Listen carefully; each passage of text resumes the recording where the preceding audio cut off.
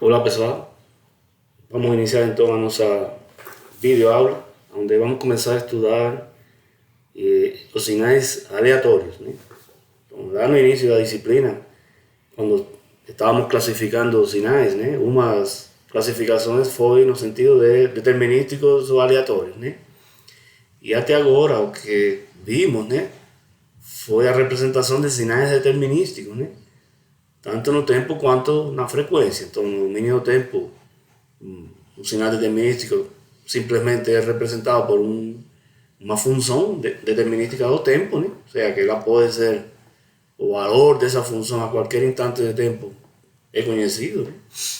Não há qualquer incerteza em relação a esse valor, basta avaliar a expressão do sinal, né? E agora vamos então começar a... E tínhamos feito essa classificação aqui, ou seja, sinais aleatórios, ou seja, na contrapartida do determinístico, né? E falamos que eram sinais, né, em que há algum grau de incerteza, né, com relação ao seu valor, né? Então, como classificar, como modelar esses sinais, ou seja, como representar matematicamente esses sinais, como fazer a análise, né, da passagem de um sinal aleatório através de um sistema linear, né? Então é isso que nós vamos começar a ver a partir de agora. Então lembrem que quando fizemos essa classificação colocamos essa definição aqui, ou seja, observar durante um longo período de tempo.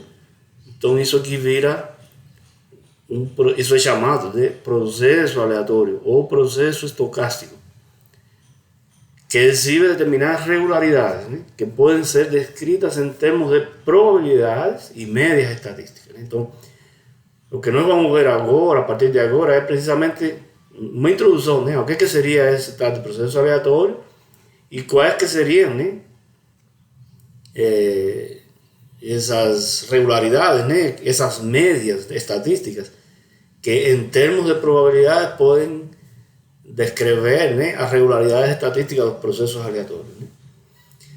Então, antes de entrar especificamente na definição do que seria um processo estocástico, né, que é algo que provavelmente é novo para vocês, né, mas como isso aqui vai ser representado em termos de probabilidades e variáveis aleatórias, né, primeiro eu vou fazer uma rápida lembrança aqui, né, de alguns conceitos de estatísticas, de probabilidade mesmo, né, de variáveis aleatórias, né, definições e mais para mostrar a notação, né, para depois a gente partir para a definição do que vai ser esse tal de processo aleatório, né.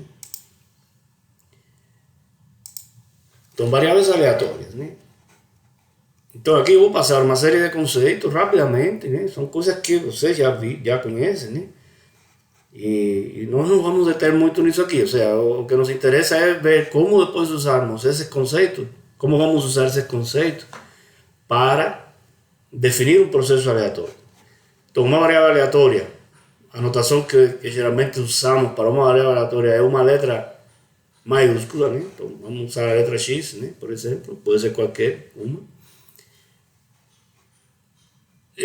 Uma variável, ou seja, uma letra maiúscula, né? É um número, né? Ou seja, os valores da variável que uma variável aleatória pode tomar são números que descrevem o valor de uma amostra de um experimento aleatório. Ou seja, por exemplo, a variável aleatória pode ser que descreva, digamos, X vai descrever o resultado de jogar um dado.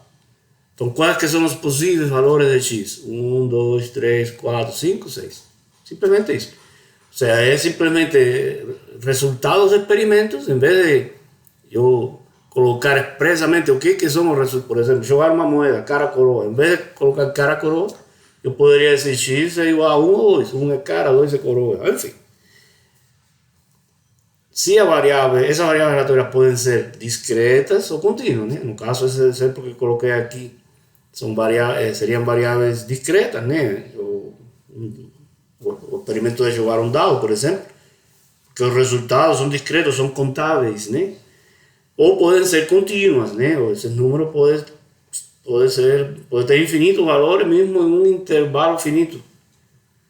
Por exemplo, esse número poderia ser, x poderia representar a amplitude de um sinal de ruído em um determinado instante de tempo. Então, essa amplitude é um valor contínuo, pode ter qualquer valor.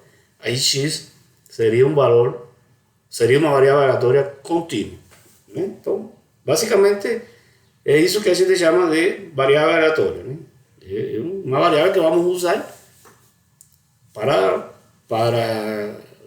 armazenar, digamos, né, os valores de um determinado experimento aleatório. Então, os valores que essa variável pode tomar são números. Por enquanto não há tempo. A variável tempo vai entrar logo depois quando fizermos a definição de processo aleatório. Então, associadas a essas variáveis aleatórias, existem algumas funções, né? Funções de probabilidades, né? Que vocês provavelmente já ouviram falar delas, né? As duas principais aqui são essas aqui: a função de distribuição cumulativa, CDF. A notação que vamos usar é uma notação que é comumente usada, muito usada em livros de probabilidade, de comunicações, etc.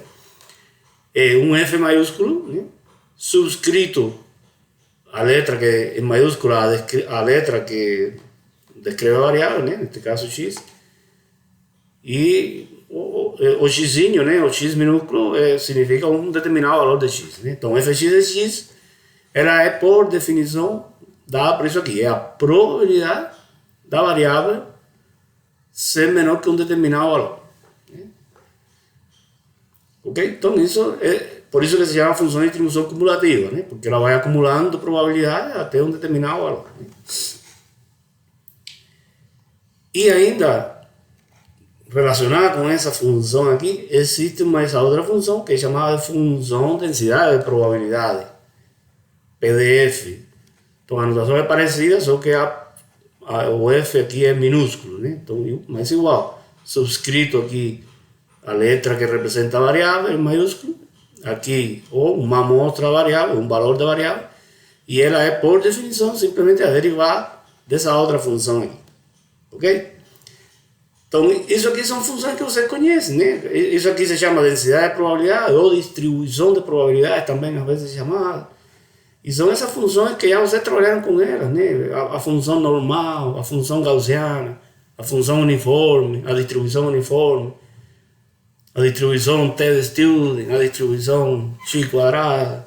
Existem diversas distribuições, né, já bem formuladas matematicamente que descrevem determinados fenômenos, né? Então nós, obviamente, nosso curso não vai ser um curso de probabilidade e processo aleatório, né? Então nós não vamos começar a estudar isso aí, né? Mas seria basicamente disso que estamos falando, né? De todas essas distribuições, nós vamos ver que nos vai interessar muito a distribuição gaussiana, pelos motivos que vamos ver um pouco mais na frente. Então essa função aqui, principalmente essa aqui, né, ela é usada muito para calcular probabilidades, né? Porque, por exemplo, se eu quero calcular a probabilidade dessa variável aleatória aqui estar nesse intervalo de valores aqui, ou seja, a probabilidade do valor de x estar entre x1 e x2, eu posso calcular dessa forma aqui, simplesmente fazer a integral desta função aqui. Aqui eu estou supondo, né, quando eu coloco esse resultado dessa forma aqui, eu estou supondo que esta função aqui é contínua, né? E esta função ela é contínua se e somente se a variável aleatória for contínua.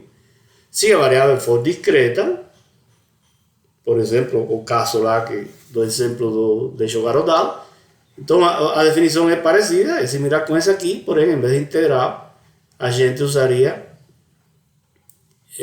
uma soma, né? Um somatório, e essa função aqui, em vez de ser chamada de densidade de probabilidade, geralmente é chamada de massa de probabilidade, e é uma função discreta também, que seriam os valores de probabilidade associados aos eventos discretos da variável, né? Mas como que nós vamos catalogar, como o que nós vamos mais na frente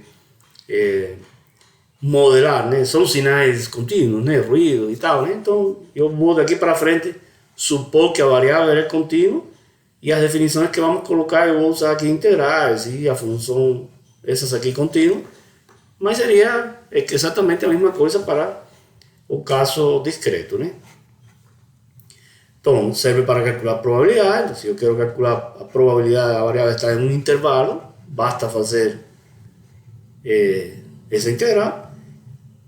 Y consecuentemente, si yo faço a integral, si yo elevo ese intervalo aquí desde menos para infinito, o sea, desde menos infinito hasta infinito, esa función, ese integral aquí tiene que dar 1, porque básicamente yo estaría calculando a probabilidades de x estar entre menos infinito e infinito, y obviamente x tiene que estar en algún lugar de ese intervalo, por tanto esa probabilidad es igual a 1. Aquí yo estoy calculando a probabilidades de un evento certo, que es el espacio mostrado, es el espacio mostrado de x, a menos que x não exista, ela tem que estar entre menos infinito e infinito.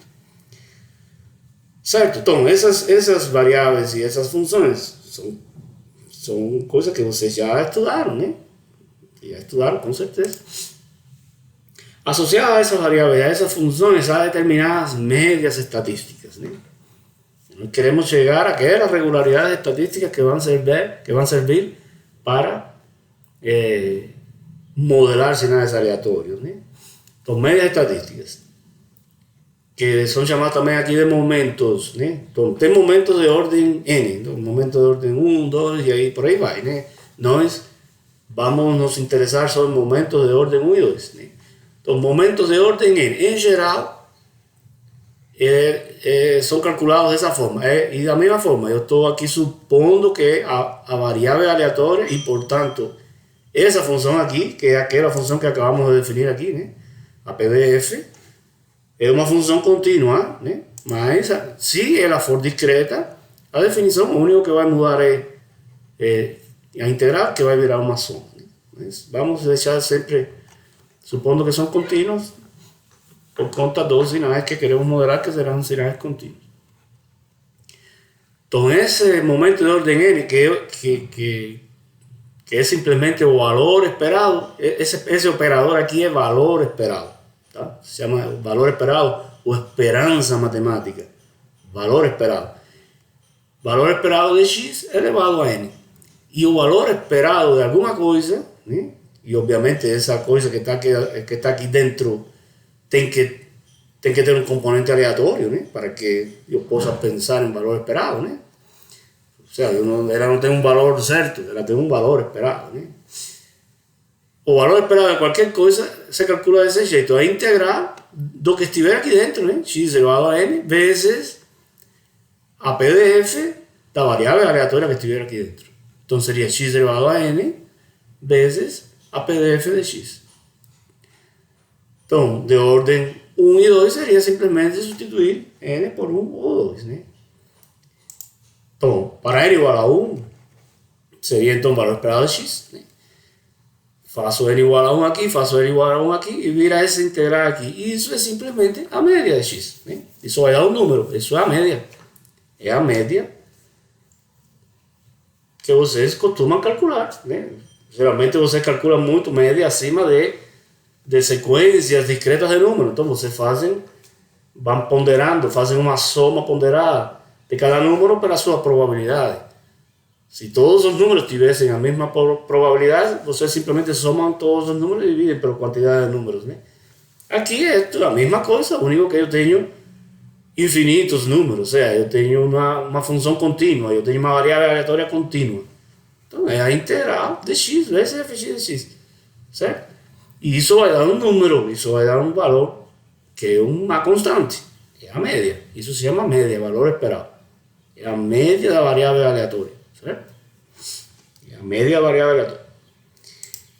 Para n igual a 2, então mesma coisa, eu faço n igual a 2 aqui e substituo aqui, Então, valor esperado de x ao quadrado, isso vai ser então a integral, ou a soma, se a variável for discreta, de x ao quadrado vezes f de x. E isso é o valor médio quadrático da variável aleatória.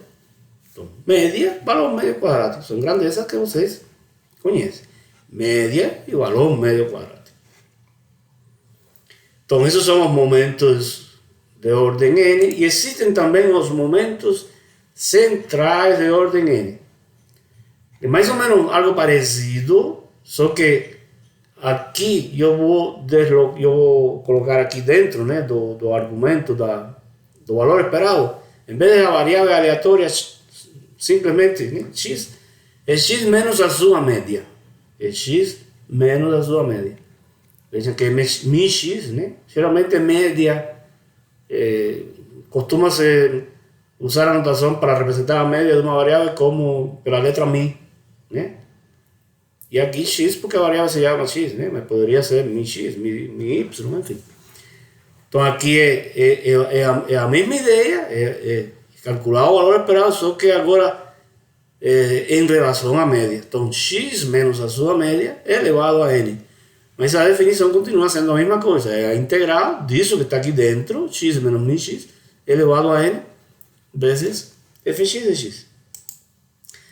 Veja que para n igual a 1, isso aqui seria igual a 0, né? Porque vejam que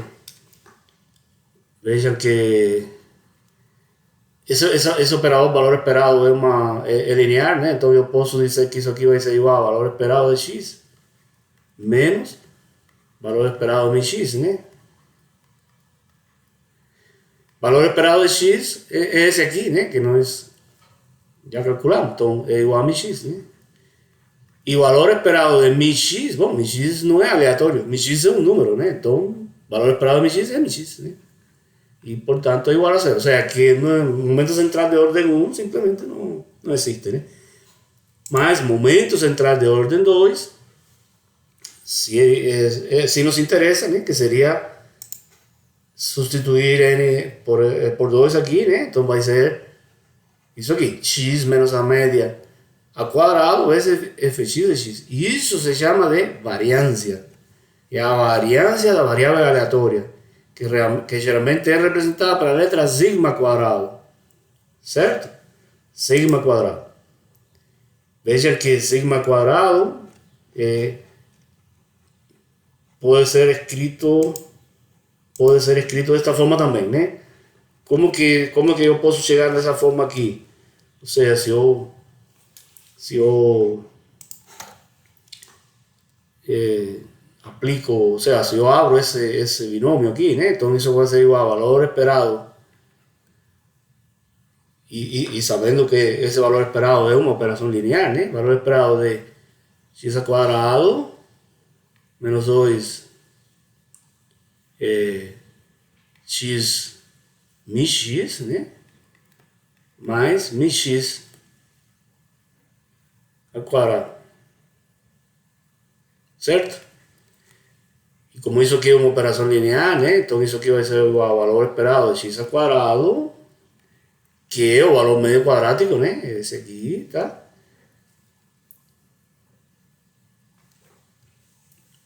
Menos, aqui eu teria valor esperado de 2 vezes x mi x, seria menos 2 vezes, né?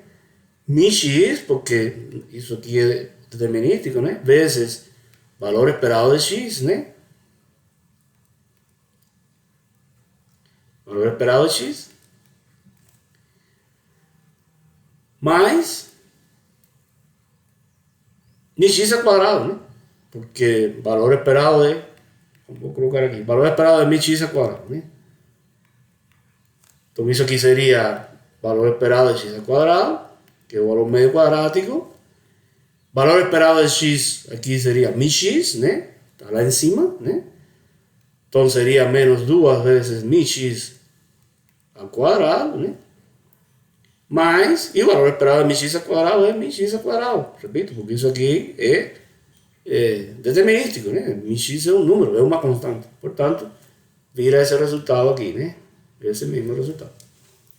Então isso aqui se chama de variância, tá? Variância. E a raiz quadrada da variância, né? Sigma, né? Que seria a raiz quadrada da variância, né? Sigma x é o que é chamado de desvio padrão, né? Desvio padrão. Certo? Então, média e variância são, com relação às variáveis aleatórias, os parâmetros estatísticos que nos interessam de uma variável aleatória são a sua média, esse x aqui, e a sua variância, isso aqui, né? Essa variância aqui, que pode ser calculada como sendo o valor médio quadrático menos a média elevado ao quadrado. Se a média da variável aleatória for zero, então a variância, eu desvio a variância e o valor médio quadrático seriam iguais, né?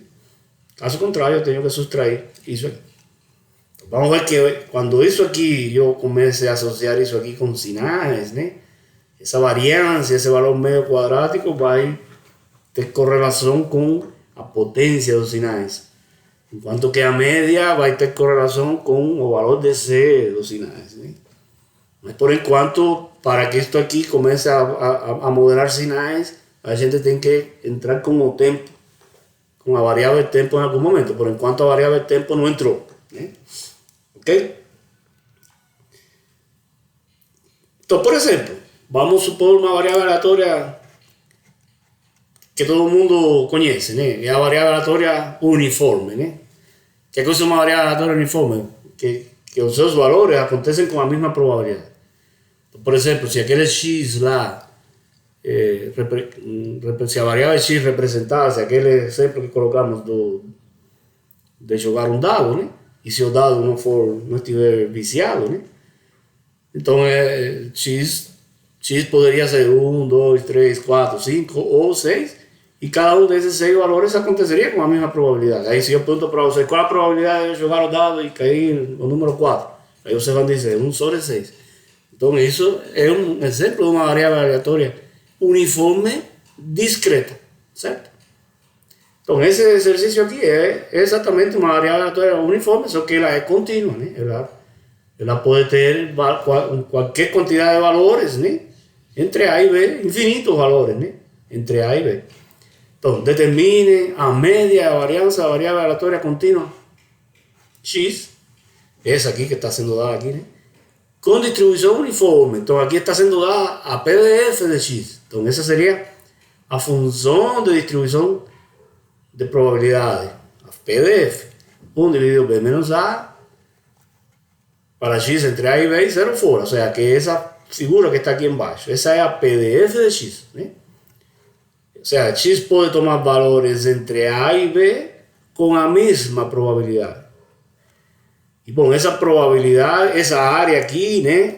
Essa área aqui dentro desse retângulo aqui tem que ser igual a 1, né? Certo? A área tem que ser igual a 1. Por conta do quê? Por conta daquela propriedade lá que vimos agora há pouco, né? Que é a integral de menos infinito até infinito, né? De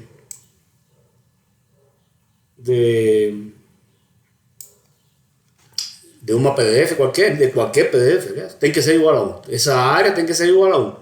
Portanto, esse valor aqui tem que ser igual a 1 dividido em menos A, né? Para que essa altura vezes essa largura aqui seja igual a 1, né? Então, essa é uma variável uniforme, né? Certo? Variável uniforme. Isso aqui é constante, então significa que todos os valores possíveis de x acontecem com igual probabilidade. Claro que como isso aqui é uma variável contínua, eu não posso falar de probabilidade de um determinado valor. Isso não faz sentido, porque qual a probabilidade de x ser igual a A mais 1 aqui, sei lá, um valor qualquer aqui dentro? Ou A mais alguma coisa. Esse valor aqui onde eu estou apontando. Bom, como entre esse intervalo de valores aqui podem haver infinitos valores, então essa probabilidade seria zero, né? Não faz sentido. Eu tenho que pegar intervalos. Eu posso pegar intervalos pequenininhos e aplicar aquela integral que vimos agora há pouco e calcular probabilidade de x estar em um determinado intervalo. Diferentemente da variável discreta, que aí sim, né? São valores discretos e cada valor teria uma probabilidade associada, né? Mas enfim, isso são detalhes, né? Então, como determinar isso aqui? Tá, enfim, repito, nós não vamos fazer um curso de probabilidade que haja que determinar esse tipo de parâmetros, né? Mas simplesmente seria usar as definições que vimos agora há pouco aí, né? Eu vou resolver aqui agora esse exercício porque esses valores vão ser esse resultado, né? Vocês vão precisar usar num exercício que estará associado com essa aula prática. Então, já seria um resultado auxiliar aí que já estaria pronto que vocês poderão usar. Então, eu coloquei aqui as figuras, né? Só para não ter que estar voltando, né? Então, o primeiro seria a média, né? Então, quem que seria a média? Quem que seria a média? Então, vou escrever aqui a definição que estava lá no slide. Então, a média que é o min x. Min x seria igual ao valor esperado de x, né? Valor esperado de x, que por definição seria isso aqui, integral de menos infinito até o infinito de x vezes fx de x. Certo?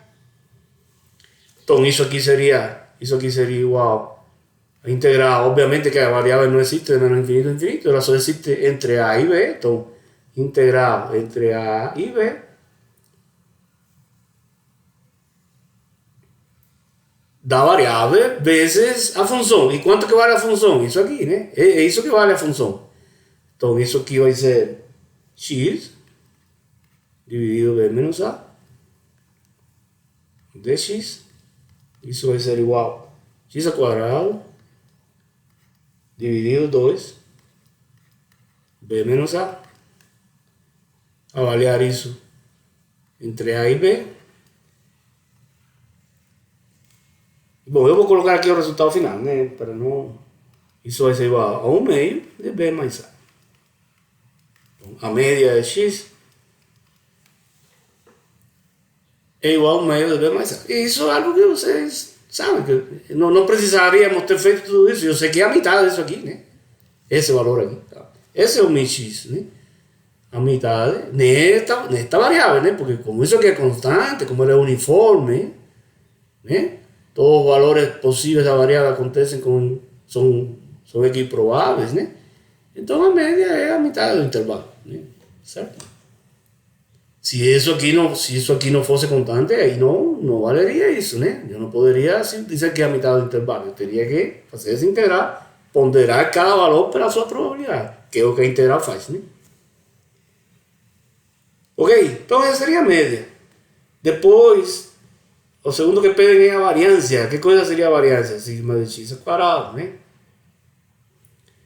E sigma de x ao quadrado, acabamos de ver que eu posso calcular como sendo o valor esperado, valor médio quadrático menos a média elevado ao quadrado. A média já calculamos, que é isso aqui, né? Então eu preciso calcular o valor médio quadrático. Subir um pouquinho aqui. Eu preciso calcular o valor médio quadrático. Quanto que seria o valor médio quadrático? Então, aplico a definição, né? Uma definição similar àquela lá em cima. O único que eu vou substituir, ou seja, similar a essa aqui, né? O único que eu vou substituir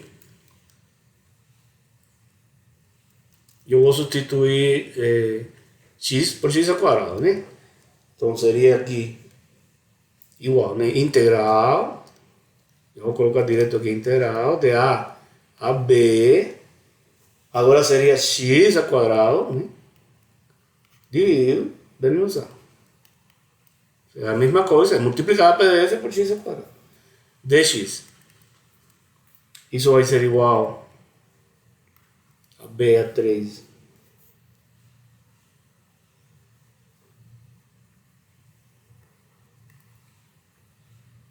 menos A3 dividido 3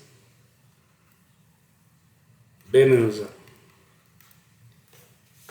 Que simplificando isso aí, vai dar esse valor aqui. 1 sobre 3 B quadrado mais AB mais A quadrado. Vejam que essas médias, né? Esses momentos, né? Isso tem que dar número, tá? Isso aqui é um número, tá? Se eu conheço os valores de A e B, esse min x aqui é um número. E isso aqui também. Esse valor aqui é um número, tá? É um número. Daí então a variância seria Sustrair isso aí, né? Seria 1 sobre 3 vezes b ao quadrado mais ab mais a quadrado menos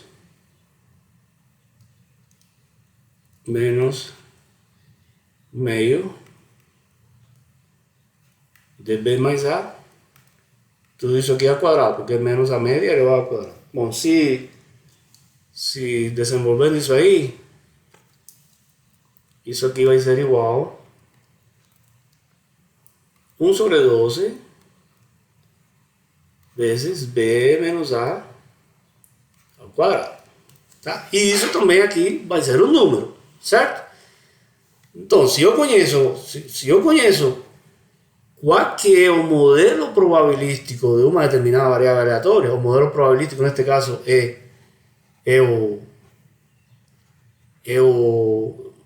essa função aqui, né, a PDF, né? Então eu posso calcular esses momentos, e esses momentos para uma variável aleatória são números, tá? São números. Então essa média aqui, isso são números, dados os valores de B e A, isso aqui é um número.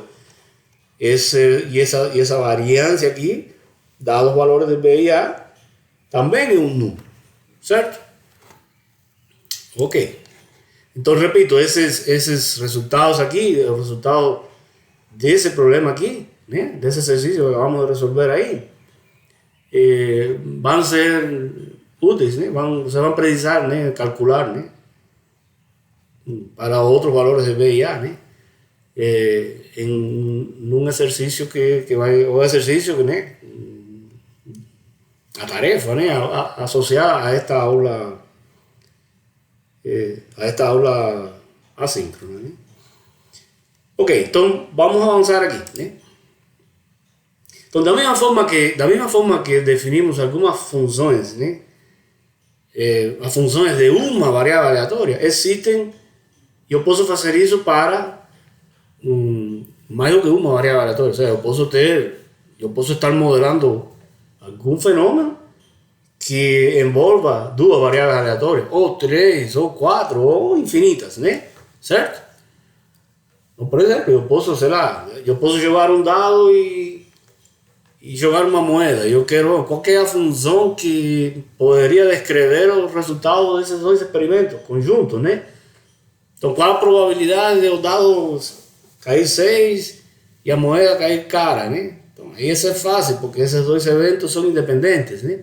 Mas poderia haver determinada correlação entre os eventos. Então, essas funções, existem essas funções, né, que modelam experimentos conjuntos, né? Eu posso ter um conjunto de experimentos associado a um experimento guarda-chuva maior, né? E aí, então, eu teria duas variáveis aleatórias. Então, o que eu quero mostrar aqui, obviamente que nós não vamos aprofundar nisso aqui, mas é simplesmente para observar a notação. Ou seja, eu teria então, o que seria isso aqui? Seria a função de distribuição acumulada conjunta. Então agora é conjunta. Por quê? Porque eu tenho mais do que uma variável aleatória. Neste caso eu tenho duas, x e y. Então essa vírgula aqui significa conjunta. É x e y.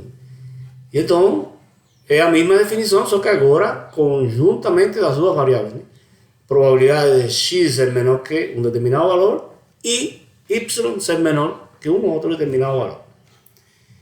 E existe então também a função densidade, a PDF, né? A densidade de probabilidade conjunta. Então seria a derivada, neste caso de segunda ordem aqui, porque são duas variáveis. E agora eu poderia, eu teria um plano, né? Porque eu poderia imaginar isso aqui, que eu tenho o plano XY, né? E eu posso determinar probabilidades como essa aqui, ou seja, qual a probabilidade de x estar em um determinado intervalo de valores e, ao mesmo tempo, né, conjuntamente, y, simultaneamente, y estar em um outro determinado intervalo de valores. Então, isso aqui vai determinar uma região, vai determinar uma determinada região no plano XY, né? E, portanto, eu teria que avaliar uma integral nessa região, que seria essa aqui. E a mesma coisa, se eu levo esses intervalos aqui, esses limiares aqui, ou seja, esses limites dos intervalos, se eu levo para infinito, né? Então esse integral aqui vai ser igual a 1, né? Porque é como se eu estivesse perguntando qual a probabilidade de x estar em algum lugar entre menos infinito e infinito e a y também entre menos infinito e infinito. E essa probabilidade é igual a 1, né? Então é o espaço amostrado, conjunto das duas variáveis aleatórias. E aí eu poderia ir 3 variáveis aleatórias, 4 variáveis aleatórias, 5 variáveis, 6, qualquer um vetor aleatório e definir funções, né?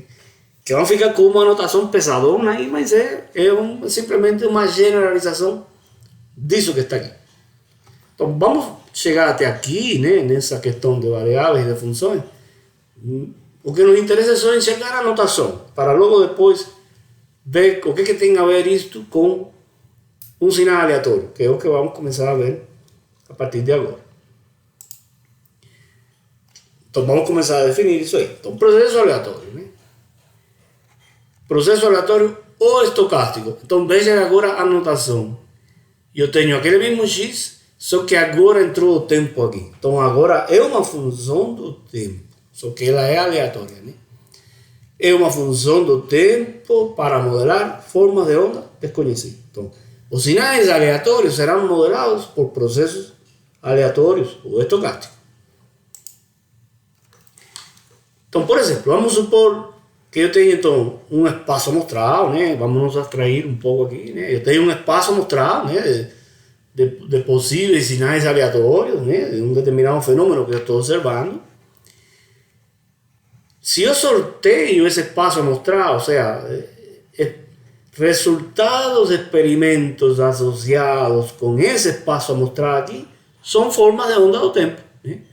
Então pode ser que se eu imagine um resultado desse espaço amostral, seja essa forma de onda que está aqui à direita. Esse xzinho de t, vírgula, esse é 1, né? Então é uma função de tempo, do tempo, é um xzinho de t, e o vírgula S1 quer dizer que é associada a um possível resultado desse espaço amostral aqui, que poderia ter infinitos possíveis resultados, né? S2, S3 e por aí vai, né? Ou seja, isso aqui é o espaço amostral, né? O sample space, né? E cada uma dessas funções aqui são chamadas de funções amostras, né? Ou sample functions, né?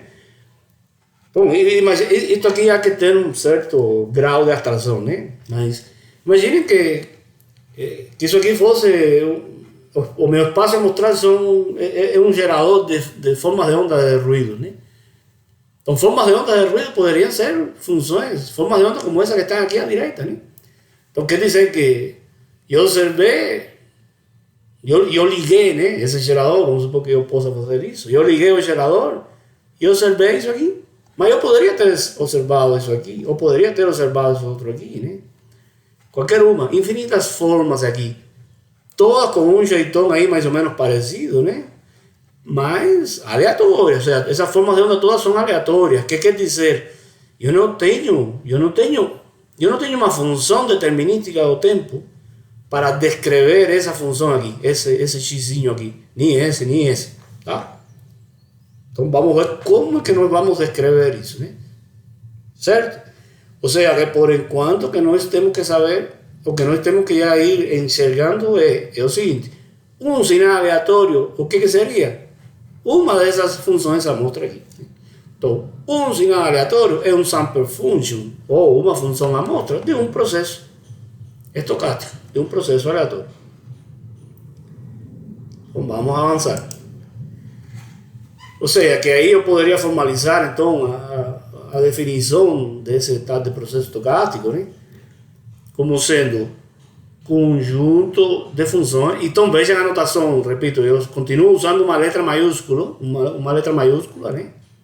Então nós vamos ver que as variáveis aleatórias que depois eu vou associar com isso aqui, né?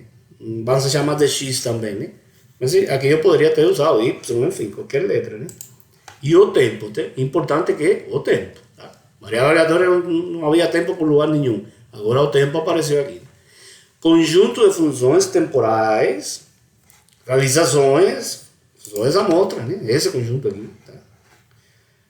conjunto de funções temporais com uma regra probabilística, que vamos ver qual que é essa regra, associa uma probabilidade a qualquer evento associado a uma observação desta função. Então, isso é uma definição, existe um monte de definições que mais ou menos todas vão nesse sentido por aí, né? Então, as funções amostra, já tínhamos falado aí, falado agora há pouco, são essas funções aqui, né? Então, esse x de t vírgula s, né? Função amostra é uma função do tempo associada com um resultado, com um determinado resultado, né? Esse, de um experimento. Então, as funções amostra é o nosso sinal aleatório, é esse que nós queremos modelar e queremos tratar, queremos processar, queremos passar por um filtro, queremos passar por um sistema linear e ver o que sai, como que eu calculo a potência, enfim.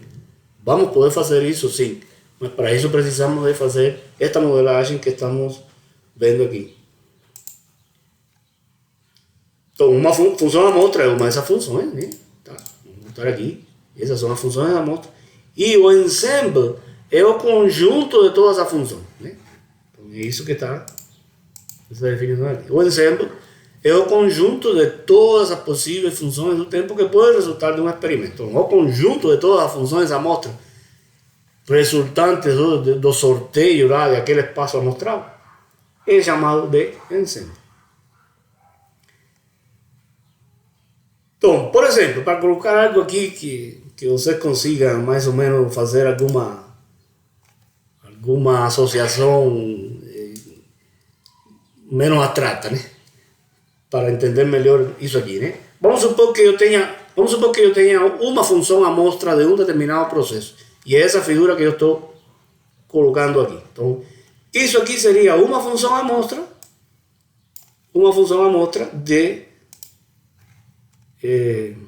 disso aqui.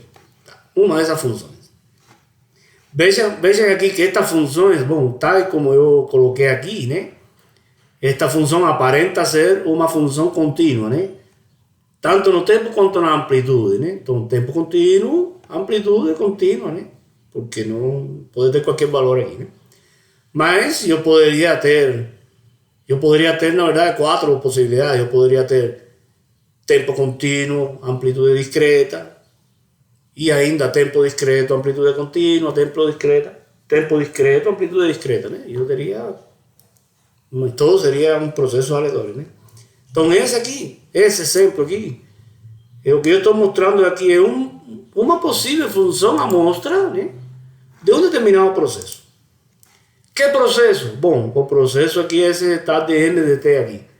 É um registro, ou seja, um processo que representa, né, o registro do número de chamadas em andamento contabilizadas em um computador telefônico a cada segundo, sobre um intervalo de 15 minutos. Então vejam que aqui eu tenho o eixo do tempo, eu tenho 15 minutos aqui, que são esses 900 segundos, né? E o que está sendo mostrado aqui é a contar a cada segundo, né? Então o tempo é discreto, então, né? Esse aqui aparece como se fosse uma função contínua, mas na verdade aqui tanto o tempo quanto as amplitudes são contínuas, né? Porque eu só estou mostrando valores a cada um segundo.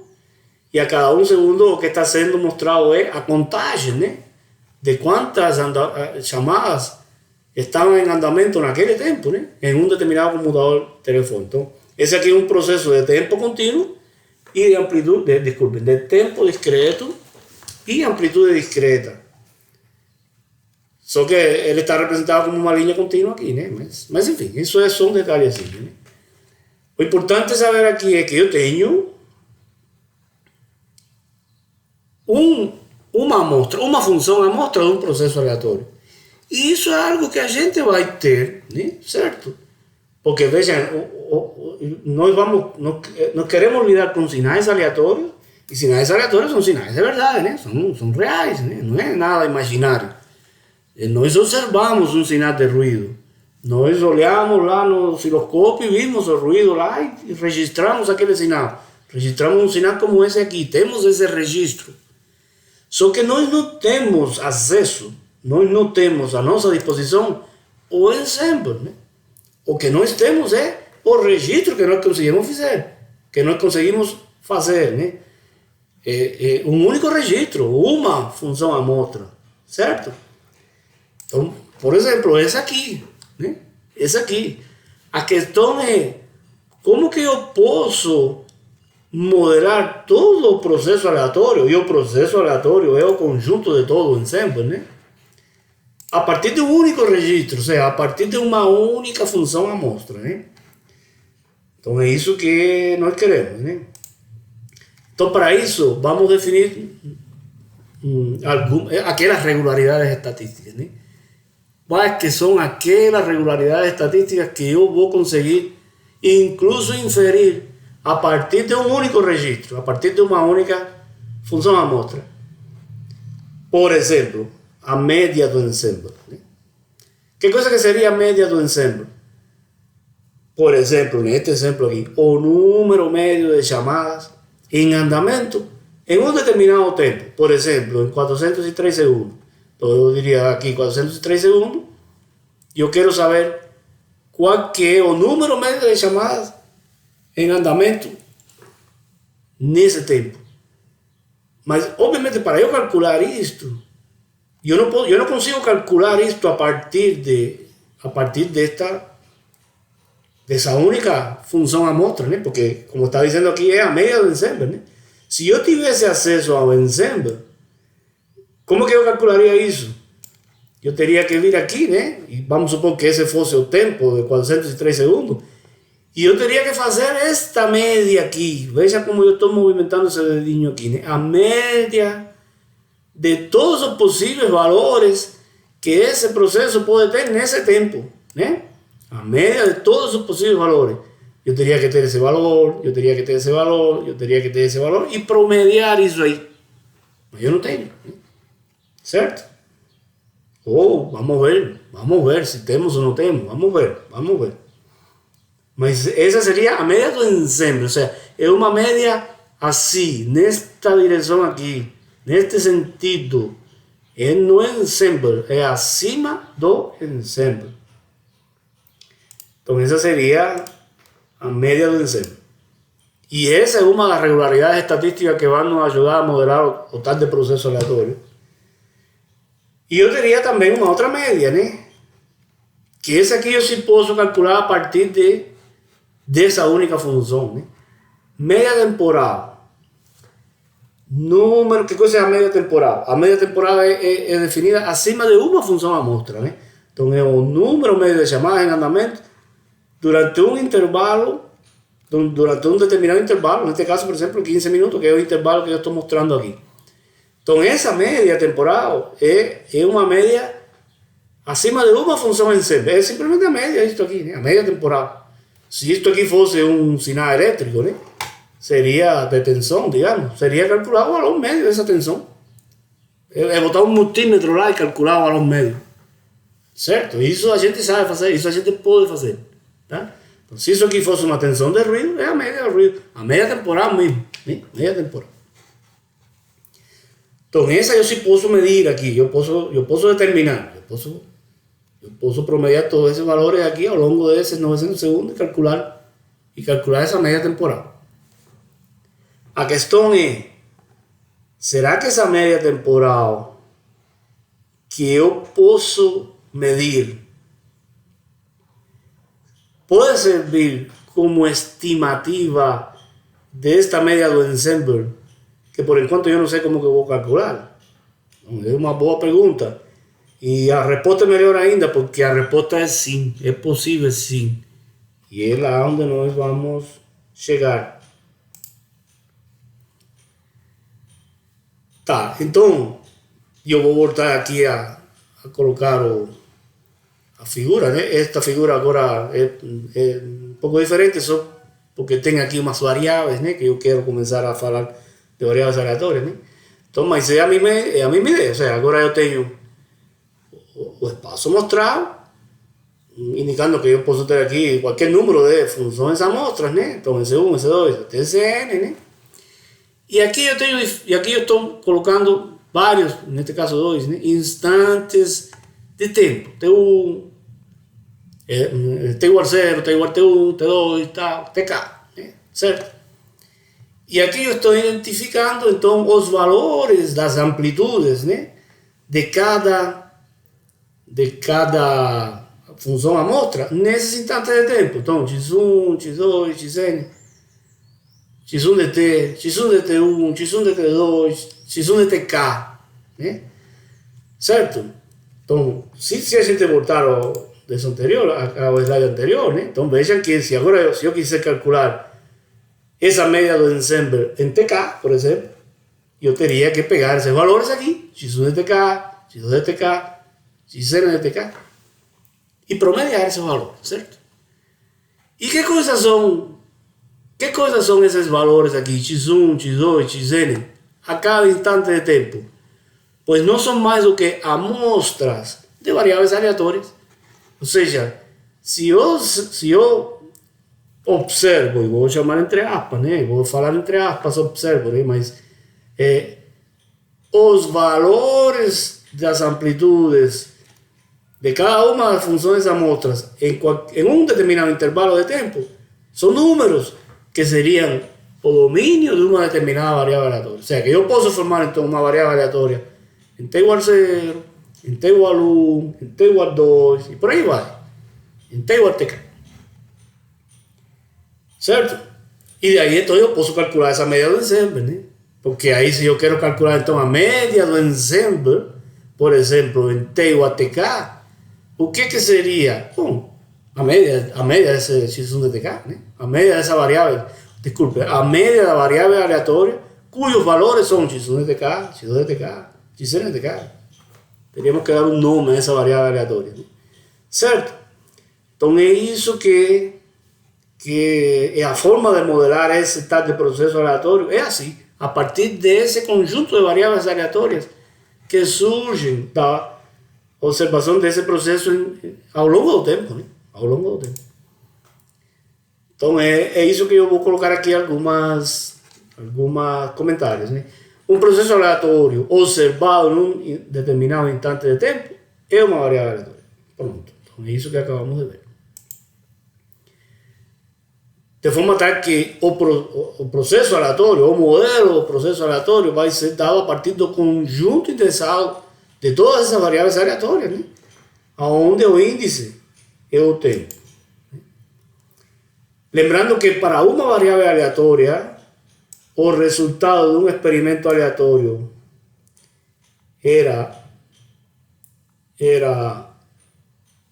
um número, né? Então se eu venho aqui, né?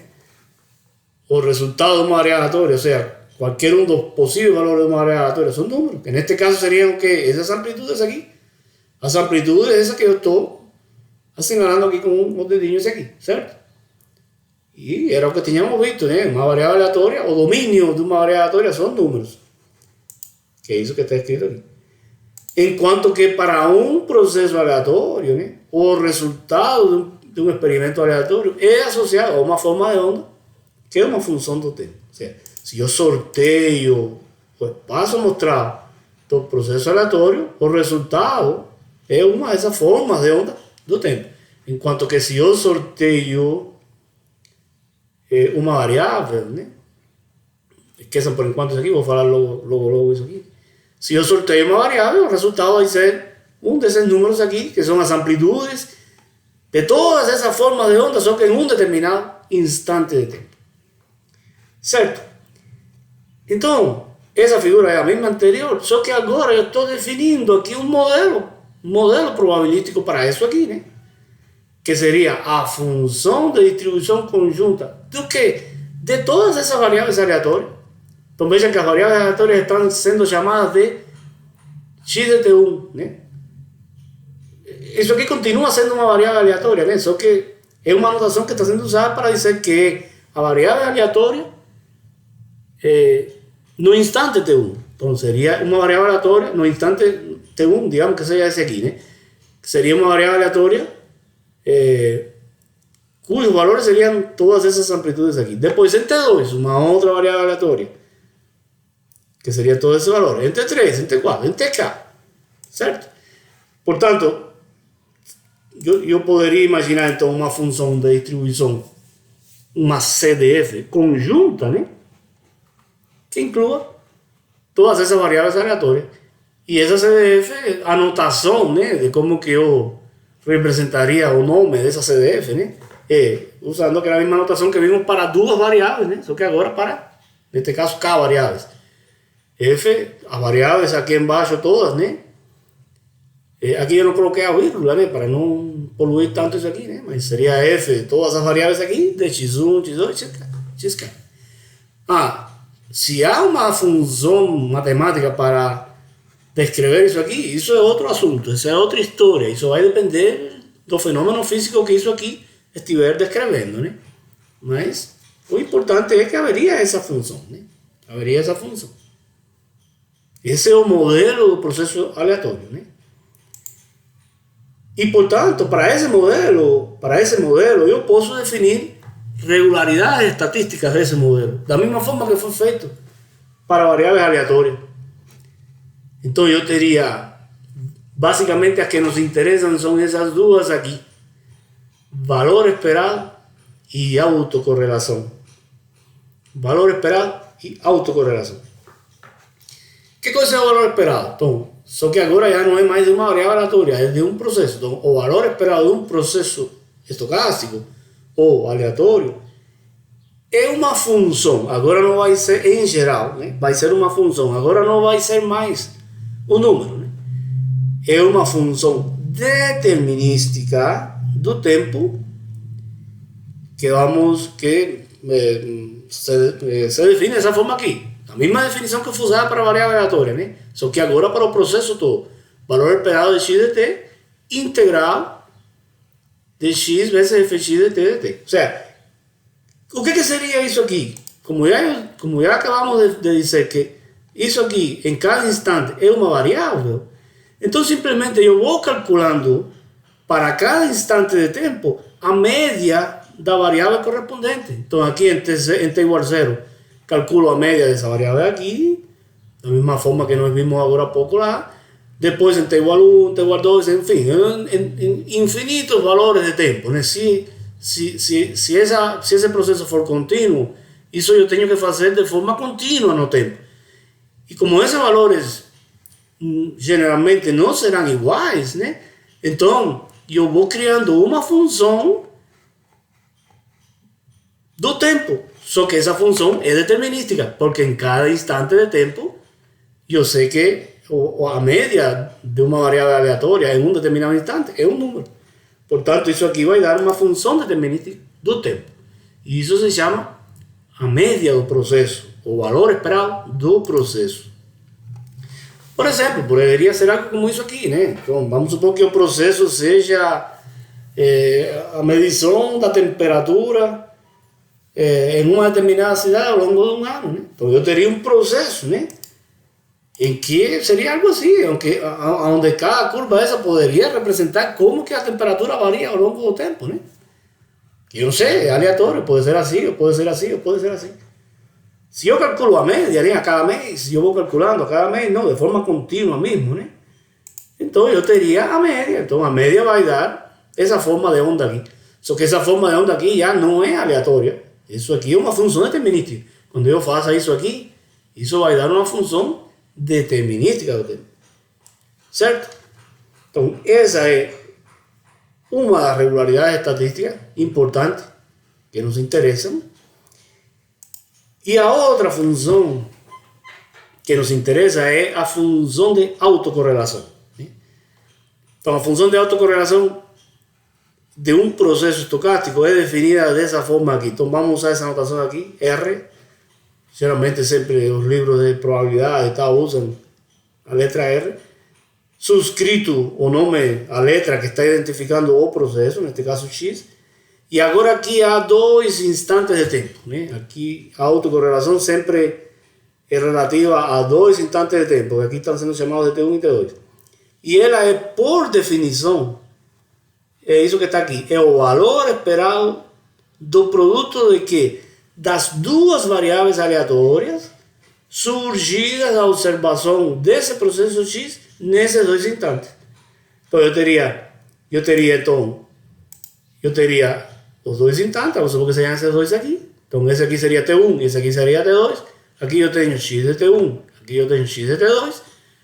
Então, valor esperado do produto de x de t1 vezes x de t2. Isso, por definição, se chama função de autocorrelação. Logo vamos ver para que serve isso aqui. Isso aqui é muito importante também. Então, essas duas regularidades estatísticas, média o valor esperado e função de autocorrelação, são as duas médias estatísticas. E vejam que isso aqui também é calculado acima do ensemble, né? Em princípio eu precisaria de todo o ensemble, né, para poder calcular isto, né? Então são médias de ensemble, né? As duas, né? Vamos ver logo como isso vai nos servir para o quê, certo? Aqui tem um exercício que eu não vou falar dele agora aqui. Na próxima aula síncrona a gente vê esse exercício, a solução desse exercício, né? Ele é simplesmente dois processos, a soma de dois processos para calcular a média e a autocorrelação da soma em função das médias e autocorrelações individuais, né? Não vou me deter agora nesse exercício aqui. Na aula síncrona eu retomo, né? Mas para finalizar essa aula aqui me interessa mais chegar nessa parte aqui para finalizar. Processo estacionário, né? Ou seja, então já descrevemos o processo em termos daquela função conjunta, né? Eu vou, antes de colocar a definição, descrevemos o processo em termos daquela função conjunta de todas essas variáveis, né? E o que seria, e essa função, em princípio, né? Depende do tempo, né? Ou seja, eu vou voltar aqui àquele slide onde colocamos uma função conjunta, né? Então, essa função, né? Certo? Então, essas variáveis aqui, a estatística dessas variáveis, né? A gente não sabe, depende do tempo, né? Certo?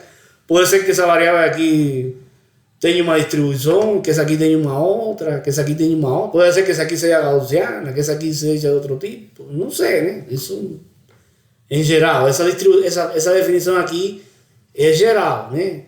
Essa função toda pode ir variando ao longo do tempo, né? Mesmo que eu desloque todas essas observações de um determinado tempo, pode ser que eu tenha uma função diferente, né? Isso pode ser qualquer valor, né? É claro que isso não nos interessaria muito, né? Os fenômenos que nós vamos observar, provavelmente isso não é verdade, né? Os fenômenos que nos interessam e que vamos modelar, eles tendem mais a ter essa propriedade que vamos ver logo aí, né? Que é a estacionariedade, né? Então, o que seria um processo estacionário? Então, isso que está escrito aqui, processo aleatório estacionário. Coloco aqui entre parênteses no sentido estrito. Depois vamos ver que há um relaxamento um pouco dessa restrição aqui e tem lá o processo no sentido amplo. A sua caracterização estatística, o que importa é isso aqui, a sua caracterização estatística é independente do tempo em que a observação do processo é iniciada. Ou seja, que se cumpre isso aqui. O que está dizendo isso aqui? Essa função aqui que está aqui à direita é aquela mesma que eu acabei de mostrar no slide anterior, né? Então essa é a função cumulativa, né? A função conjunta de probabilidade de todas as variáveis, né? Surgida da observação do processo nesse instante, T1, T2, Tk. E o que é isso essa notação que eu coloquei aqui à esquerda? Então veja que simplesmente é a mesma função, né? Só que os instantes todos que definiam as variáveis aleatórias foram deslocados de tal segundos, né? Então aqui agora as observações foram tal segundo depois, T1 mais tal, T2 mais tal, Tk mais tal. Quando o processo é estacionário? Bom, quando as duas funções são iguais, ou seja, a estatística do processo, ou seja, o modelo probabilístico do processo não mudou, é o mesmo. Quando eu fiz a observação tal segundo depois, ou seja, basicamente, olha, a caracterização estatística não muda com o tempo. Se eu caracterizei o processo hoje e era essa função aqui, amanhã vai ser essa mesma função. e depois, e sempre vai ser a mesma função. Ele é estacionário. Isso não quer dizer, olhe com isso não quer dizer que estas funções são as mesmas amanhã. Não, as funções não. A caracterização estatística é a mesma, certo? O modelo probabilístico é o mesmo. As funções são aleatórias, eu não sei como é que vão ser, eu não posso predizer as funções. Mas o modelo probabilístico é o mesmo. Por exemplo, essa linha tracejada, o que seria? Imagine que eu tenho aqui uma função amostra de um processo. Essa linha tracejada aqui é uma função amostra de um processo. E o que eu quero avaliar ao longo do tempo aqui? O que eu quero avaliar? Olha, eu quero avaliar qual a probabilidade, né, de que as amplitudes, né, dessa forma de onda, nos instantes esses que estão marcados aqui, né, T1, T2 e T3, esteja nesse intervalo. É como você, olha, qual a probabilidade de que em T1 a amplitude do processo estiver entre A1 e B1, em T2 entre A2 e B2, em T3 entre A3 e B3. Ou seja, qual a probabilidade dessa forma de onda passar, né, entre aspas, né, por essas janelas aqui, né, nesses instantes, né? Esse é o problema que eu quero, né, atacar. Se o processo for estacionário, né, então vamos supor que agora, o que eu tenho aqui nessa figura? As mesmas três janelas, né, que estavam aqui em T1, T2 e T3, agora estão deslocadas de tal segundo, né? Mas são as mesmas três janelas de amplitude. Ou seja, A1 e B1, A2 e B2, A3 e B3. A pergunta seria, as probabilidades de, nesses tempos, né, o processo passar por aqui, como seria em relação à probabilidade de, nesses tempos deslocados, o processo passar por aqui? Obviamente que essas probabilidades são iguais.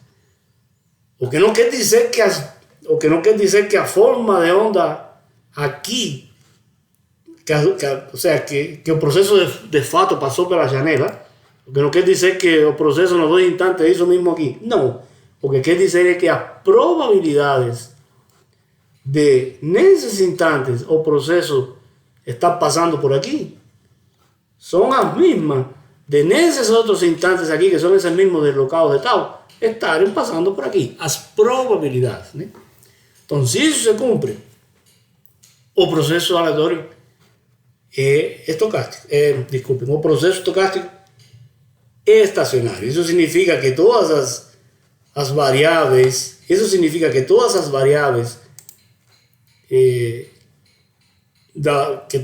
o modelo probabilístico das variáveis, né, surgida da observação do processo em determinado tempo, não muda com o tempo. Então, se essa variável aqui era gaussiana, aqui ela vai ser gaussiana também, e aqui ela vai ser gaussiana também, e assim por diante, certo? É isso que significa.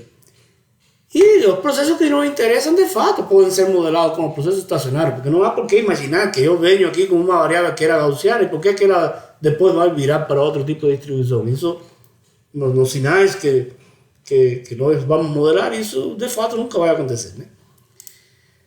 Então, se o processo for estacionário, ele tem algumas determinadas propriedades, né?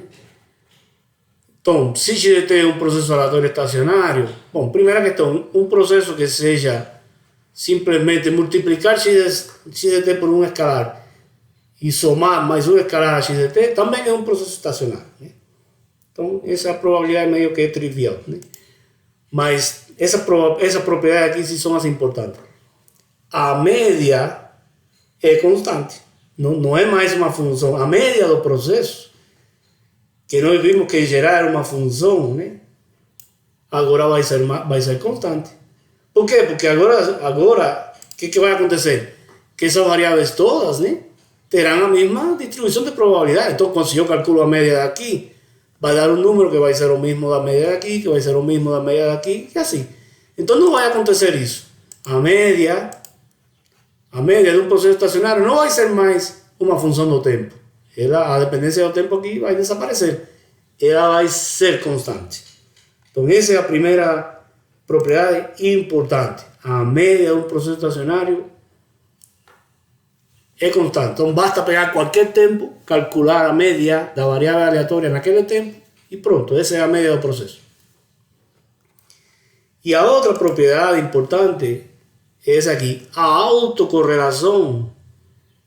Ela não vai depender mais dos valores absolutos T1 e T2. Ela vai depender da diferença desses valores, de quanto de T2 menos T1, né? Não vai depender mais de T1 e T2 de forma absoluta, né? Portanto, eu posso chamar T2 menos T1 de tal, né?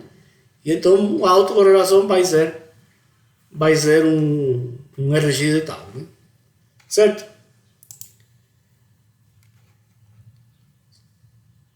XDT é um processo estocástico estacionário no sentido amplo. Então lembra que lá quando fizemos a definição falamos no sentido estrito e aí colocamos na definição aquela função grande lá. Mas no sentido amplo, relaxando um pouco isso aí, basta com que isso aqui se verifique. Então, se um processo é estacionário no sentido amplo, então a média é constante e a função de autocorrelação é igual a um RX de tal. Então, se nós conseguimos verificar isto aqui, mesmo que não tenhamos uma expressão matemática para aquela função toda aqui, né, que muitas vezes de fato a gente não vai ter, né, mas se conseguimos verificar essas duas propriedades, né, esses dois fatos aqui, e isso é possível, né, de ser feito, então basta, para nós basta. É um processo estacionário no sentido amplo e tudo que nós vamos ver do processamento de sinais aleatórios como sendo processo estacionário no sentido amplo, basta com isto aqui. Não precisamos nos complicar mais naquela função toda lá, né? Certo? Então, essa função de autocorrelação, ela tem mais ou menos esse jeitão, né? A função de autocorrelação, ela é uma função que, vejam que então, já para um processo estacionário, né? Seria um RX de tal, né? Então vejam que isso aqui tem função de tal. Ela vai ser uma função que sempre o seu máximo vai estar em tal igual a zero, né? Que é quando T1 igual a T2, né? Vejam que para tal igual a zero, isso aqui seria basicamente o valor meio quadrático, né, do processo. E depois ela tem essa simetria, né? Então ela tem esse jeito, ela vai sumindo com tal, né? E aqui só é uma forma de ilustrar, né? Aqui tem duas possíveis formas aqui, né? Isso aqui são meramente ilustrativo, mas o que quero mostrar é o seguinte: um processo como esse aqui, né, cuja função de autocorrelação dura mais, né, tem uma duração maior, né, ela vai sumindo com tal mais lentamente. Ela representa um processo que no domínio do tempo ele varia lentamente, certo? Enquanto que uma função como essa aqui, né, que some rapidamente com tal, né, desaparece rapidamente com aumento de tal, ela representa um sinal aleatório, né, que no tempo ele varia mais rapidamente. Ou seja, isso aqui representa um sinal de frequência mais baixa, enquanto que isso aqui representa um sinal de frequência mais alta, certo? Vejam, se eu levo isso aqui ao limite, se eu imagino um processo aleatório que tem uma função de autocorrelação constante aqui, é um sinal de Z. É um sinal de Z. Não tem variação temporal nenhuma. E se eu levo esse outro aqui ao limite, ou seja, se eu faço essa duração da função de autocorrelação infinitesimal, que isso aqui vira um impulso, seria um sinal que tem conteúdo de frequência infinito. Certo? Essa função aqui, isso aqui sim é uma função do tempo, tá? Mas também uma função determinística, né? Então, essa função determinística, nós vamos ver que se a gente aplicar, mais na frente vamos ver isso na próxima aula, a transformada de Fourier a isso aqui, nós vamos conseguir o espectro do sinal aleatório, a partir da sua função de autocorrelação. Ou seja, que a média e a autocorrelação representam van a servir para caracterizar totalmente los sinais aleatorios que nos interesa. Yo voy a terminar por aquí, ¿no? Yo voy a terminar por aquí. Tá, na próxima aula síncrona, retomamos isso aqui e na aula síncrona eu até vou mostrar, né? Tem uns exemplos aqui, um exercício.